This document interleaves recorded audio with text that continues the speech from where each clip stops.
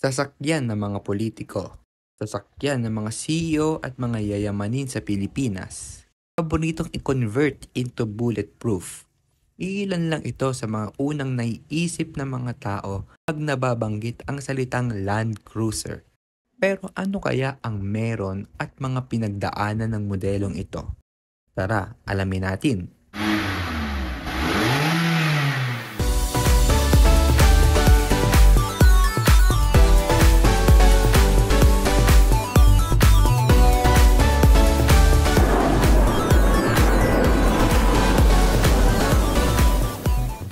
Bago natin simulan ang kwentuhan, isipin natin ang isang SUV na kaya makipagsabayan sa kahit anong adventure, from desert dunes to city streets. Kung ikaw ay isang car enthusiast o mahilig lang talaga sa adventure, siguradong narinig mo na ang Toyota Land Cruiser. Simula pa nung unang labas nito, ito'y naging simbolo ng tibay at reliability. At pasok din ito sa top 5 oldest car model in history still in production. Pero ano nga ba ang kwento sa likod ng Land Cruiser? Paano ito nagsimula at bakit ito ang tinaguriang isa sa mga pinaka-legendary na sasakyan sa buong mundo?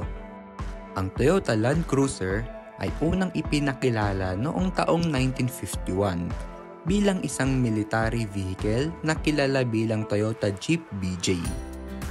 During the Korean War, the US government asked Toyota to develop a jeep-like vehicle, and thus the BJ was born. Isa itong four-wheel drive na design para sa heavy-duty use, at ito ang naging foundation ng future Land Cruisers. The Toyota Jeep BJ was soon rebranded as the Land Cruiser. Nakuha nito ang pangalan na Land Cruiser to compete with the British-made Land Rover. Ito ay naging popular dahil sa kanyang durability at ability to tackle tough terrains. Sa totoo lang, naging matagumpay ito sa pagsubok na akyatin ang Mount Fuji sa bansang Japan. Noong taong 1955, the Land Cruiser 20 series was introduced. Ito ang unang model na inilabas para sa civilian use. It had a more refined look and better on-road capabilities compared to its predecessor. Sumikat ito dahil sa combination ng ruggedness at comfort na nagbigay daan sa mas malawak na market reach. Sumunod naman na henerasyon ay ang LC40 series na tinatawag ding Land Cruiser FJ40. Ito ang pinaka-iconic na Land Cruiser. Tumagal ito ng higit 2 dekada at kilala ito sa pagiging workhorse. Marami sa mga unit na ito ay umaandar pa rin maging sa kasalukuyan. Patunay na pangmatagalan talaga ang Toyota Land Cruiser. Nag-release din ang Toyota ng LC50 series. Ito yung first and real station wagon in Land Cruiser series. Nirelease ito noong taong 1967.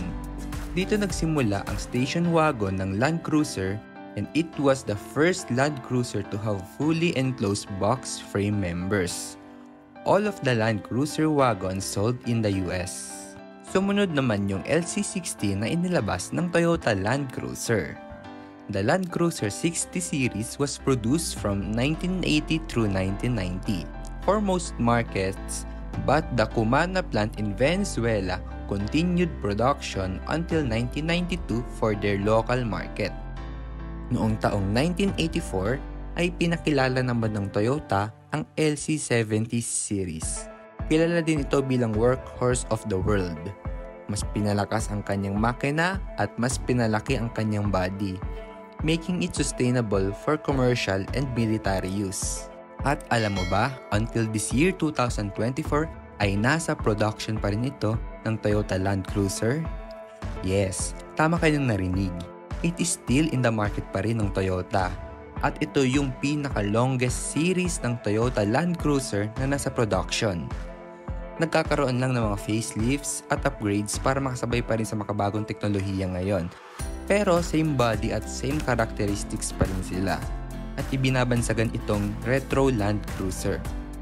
Noong taong 1990, ipinakilala naman ng Toyota ang LC80 series. It brought significant upgrades in terms of luxury and comfort. Ito na ang simula ng pag-transition ng Land Cruiser from a purely rugged SUV into a more luxurious and versatile vehicle. Ito rin ang unang Land Cruiser na may coil spring suspension. Ang sumunod naman na generation ng Toyota Land Cruiser ay ang LC100 series. It introduced in 1998. Pushed the boundaries further in terms of luxury and off-road capabilities. Ito rin ang unang model na may independent front suspension, which improved its own road performance without compromising off-road capability. Noong taong 2007, inintroduce naman ng Toyota ang LC200 series. The LC200 continued the tradition of the Land Cruiser being a luxurious yet rugged SUV. Ito na yung Land Cruiser na nakilala ng karamihan bilang sasakyan ng mga politiko, sasakyan ng mga CEO at mga yayamanin. Also, LC200 featured advanced off-road technologies like Kinetic Dynamic Suspension System or KDSS and crawl control, making it one of the most capable off-road vehicles ever produced. At noong taong 2021, inintroduce na ng Toyota Land Cruiser ang kanilang LC300 series. It boasts a new platform, advanced safety features, and a twin-turbo V6 engine, replacing the old V8. It's a testament to how the Land Cruiser continues to evolve with the times while maintaining its core essence of durability and reliability. Mas naging fuel efficient na rin ito kumpara sa mga naunang model ng Land Cruiser, dahil mas dumiit ang makina niya from V8 to V6. Hindi pa rito nagtatapos ang kwento. Alam nyo ba na may special variant din ang Toyota Land Cruiser na kilala bilang Toyota Land Cruiser Prado? Toyota Land Cruiser Prado was introduced as a smaller, more affordable variant of the Toyota Land Cruiser. It first came out in 1984 under the 70 series. Over the years, it has developed its own identity, combining luxury and off-road capability in a more compact package. The latest Toyota Land Cruiser Prado, part of the 150 series, is a favorite among families and adventure seekers alike due to its versatility and comfort. At kahit mas compact ito compare sa LC series, nakasunod pa rin ang identity nito sa Toyota Land Cruiser. At abangan natin, dahil may susunod ng bagong modelo ang Toyota Land Cruiser Prado na mas nag-focus sa pagiging rugged SUV compare sa naunang model na more on luxury type ang identity. Ang Toyota Land Cruiser ay hindi lang basta SUV.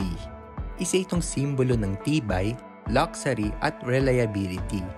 It has been part of many significant events and expeditions around the world, from safaris in Africa to the deserts of the Middle East and politician SUV in the Philippines.